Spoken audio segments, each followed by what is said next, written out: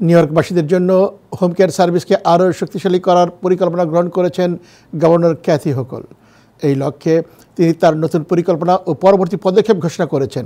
Governor মঙ্গলবার এক ঘোষণায় বলেন, হোম কেয়ার ব্যবহারকারীদের উচ্চমানের সেবা প্রদান, পরিচর্যাকারীদের সহায়তা এবং সিডিপিএফের মতো গুরুত্বপূর্ণ প্রোগ্রাম দীর্ঘমেয়াদী আর স্থিতিশীল করতে স্টেট ভিত্তিক পার্টনারশিপ জোটের ভিত্তিতে উদ্যোগ নেওয়া হবে।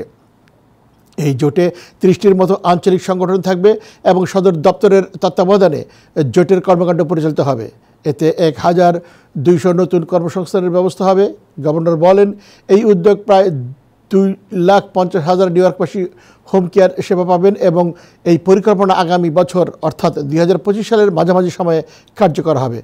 উল্লেখ্য, সিডিপিএপির পরিকল্পনা অনুসরণ করে এত সংক্রান্ত প্রস্তাবটি গত এপ্রিল মাসে স্টেটের আইনসভায় পাশ এবং স্টেট বাজেটের অংশ হিসেবে গভর্নর কর্তৃক অনুমোদিত হয়েছিল। গভর্নর বলেন, হোম কেয়ার সার্ভিস ব্যবহারকারীদের রক্ষা আর সেবাকারীদের সমর্থন করতে এবং গুরুত্বপূর্ণ সিডিপিএফের মতো প্রোগ্রামটি নিশ্চিত করতে আমরা প্রতিশ্রুতিবদ্ধ।